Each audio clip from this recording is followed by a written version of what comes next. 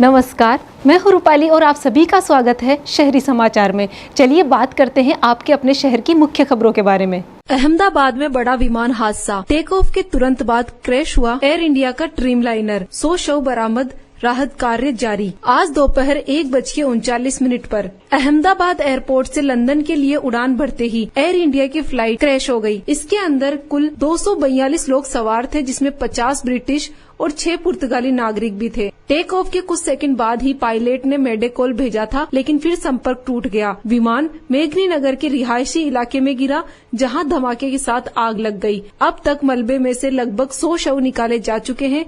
राहत और बचाव कार्य के लिए अहमदाबाद समेत अलग अलग जिलों से 25 टीमें मौके पर पहुंच गई है। हादसे के बाद एयर इंडिया ने हेल्पलाइन नंबर 1800-591-444 जारी किया है।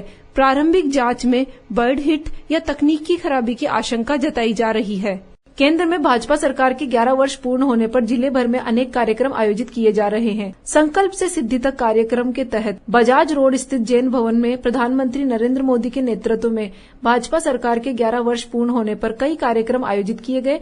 कार्यक्रमों में मुख्य अतिथि एवं मुख्य वक्ता अलवर से विधायक बाबा बालकनाथ थे। कार्यक्रमों की अध्यक्षता जिलाध्यक्ष मनोज वाटड़ ने की। बजाज रोड स्थित जैन भवन में अलवर से भाजपा विधायक बाबा बालकनाथ जिले के शीर्ष नेतृत्व के साथ केंद्र सरकार के 11 वर्ष के कार्यकाल में उपलब्धियों की प्रदर्शनी का उद्घाटन किया। इसके बाद जिले के प्रबुद्ध जनों के साथ संगोष्ठी की। इस दौरान जिले के पूर्व सांसद सुमेधानंद सरस्वती, विधायक गोवर्धन वर्मा, पूर्व विधायक रतनलाल जलधारी सहित कार्यकर्ता और प्रबुद्ध जन कार्यक्रम में उपस्थित रहे। विधायक बाबा बालकनाथ ने बताया कि विकसित भारत को समर्पित मोदी सरकार के 11 साल जो अभी 11 वर्षों की सेवा का कार्य प्रधानमंत्री के रूप में हुआ है। आज सीकर जिले के इस प्रेस वार्ता में हमारे बीच में उपस्थित हमारे पूर्व सांसद सुमेधानंद सरस्वती है एवं विधायक गोवर्धन वर्मा, पूर्व विधायक रतनलाल जलधारी, जिला अध्यक्ष मनोज वाटड़ एवं समस्त पार्टी के कार्यकर्ता एवं बंधुगण उपस्थित है।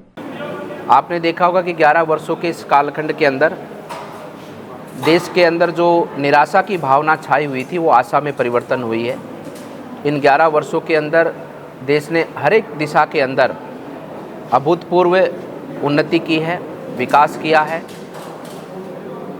और अभी कुछ समय पहले जो ऑपरेशन सिंदूर हुआ और उससे पहले भी चाहे पुलवामा हो या बालाकोट की घटना हो, हर एक घटना का भारत की सेनाओं ने मुंहतोड़ जवाब ऐसे ताकतों के विरुद्ध दिया जो लोग हमारे देश की शांति को भंग करना चाहते हैं, जो दो लोग हमारे देश को तोड़ना चाहते हैं, जो उग्रवाद आतंकवाद के माध्यम से देश की जनता को भय के माहौल में रखना चाहते हैं। और समय समय पर जब 2014 से पहले की जब हम चर्चा करते हैं तो आए दिन कोई ना कोई देश के अंदर चाहे कहीं बम ब्लास्ट की घटना हो या देश के पूर्वोत्तर के राज्यों के अंदर वहाँ पर माओवादियों की घटना हो, ये सब घटनाएं आए दिन अखबार की सुर्खियाँ बनती थी। लेकिन 2014 के बाद में इन 11 वर्षों में देश के सेनाओं ने और माननीय प्रधानमंत्री जी ने जो देश की सेनाओं को एक स्वतंत्र रूप से देश की रक्षा के लिए उनको खुली छूट दी, उसका परिणाम है कि आज देश के ऊपर कोई भी ऐसी ताकत देश को तोड़ने की या देश के नागरिकों को उनकी हत्या करने की साजिश करती है तो देश की सेनाएं उनको मुंहतोड़ जवाब देती हैं। इसका अभी कुछ समय पहले भी इसका ऑपरेशन सिंदूर के माध्यम से आप सब ने उसका परिणाम देखा है। मैं विकास की बात करूंगा कि 11 वर्षों के अंदर माननीय प्रधानमंत्री जी के नेतृत्व में जो देश के अंदर योजनाओं के माध्यम से जो एक बड़ा परिवर्तन आप सबको देखने को मिला है। इन 11 वर्षों के अंदर गरीब परिवारों तक योजनाओं के माध्यम से, चाहे राशन वितरण की योजना हो, चाहे प्रधानमंत्री आवास बनाने की योजना हो, स्वच्छ भारत मिशन के तहत शौचालय बनाने की बात हो, 12 करोड़ परिवारों को पूरे देश के अंदर शौचालय उनके परिवार के अंदर, उनके घर के अंदर बनाकर एक बड़ा कीर्तिमान, मैं कहता हूँ बड़ी सेवा देश के लोगों की करने का काम माननीय प्रधानमंत्री जी ने किया। 9 करोड़ से अधिक परिवारों को प्रधानमंत्री आवास देकर उनके जीवन को सुरक्षित किया और लगभग 80 करोड़ परिवारों को मुफ्त में राशन देकर उन परिवारों को आत्मनिर्भर बनाया ताकि कभी भी उनको भोजन का अभाव ना रहे।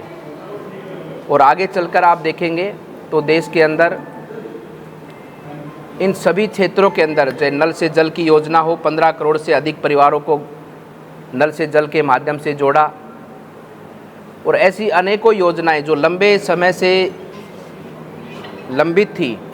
हमारे सीकर की बात करेंगे तो यमुना जल समझौता जो बहुत लंबे समय से यहाँ पर लंबित था, उसको माननीय प्रधानमंत्री जी ने और हमारे राजस्थान के यशस्वी मुख्यमंत्री श्री भजनलाल जी शर्मा ने आते ही उस योजना के ऊपर काम कर और जल्दी ही आपको देखने को मिलेगा कि उसकी DPR बनकर तैयार होगी और हमारे सीकर झुंझुनू ज़िले को भी पीने का और सिंचाई योग्य पानी आने वाले समय पर उपलब्ध होगा।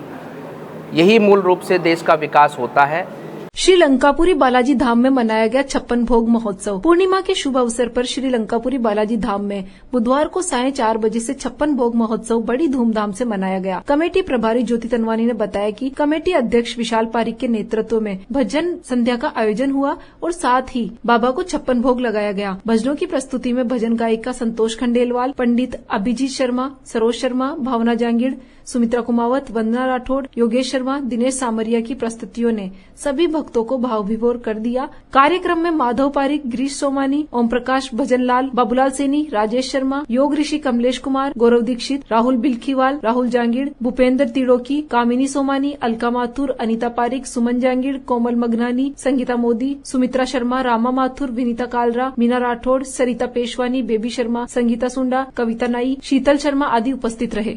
वंदे गंगा जल संरक्षण जल अभियान के तहत जलदाय विभाग में हुए अनेक कार्यक्रम आयोजित। वंदे गंगा जल संरक्षण अभियान के तहत जलदाय विभाग व्रत सीकर में अधिकारीगण व कर्मचारियों द्वारा श्रमदान कार्यक्रम का आयोजन कर साफ सफाई कार्य किया गया। अधीक्षण अभियंता RK राठी ने कहा, इस अभियान का उद्देश्य जल संरक्षण के प्रति जन जागरूकता बढ़ाना, पारंपरिक जल स्रोतों का संरक्षण करना एवं साफ सफाई किया जाना है। अधिशासी अभियंता RK चाहिल ने बताया कि 5 जून से 20 जून तक पखवाड़ा मनाया जा रहा है। जल स्वावलंबन कार्यक्रम के तहत सफाई की गई।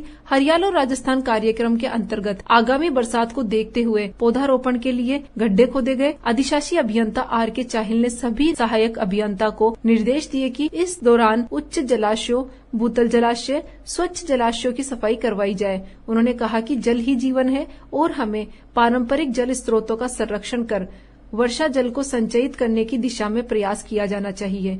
सभी उपस्थित जनों ने श्रमदान कर स्वच्छता का संदेश दिया और जल संरक्षण का संकल्प लिया।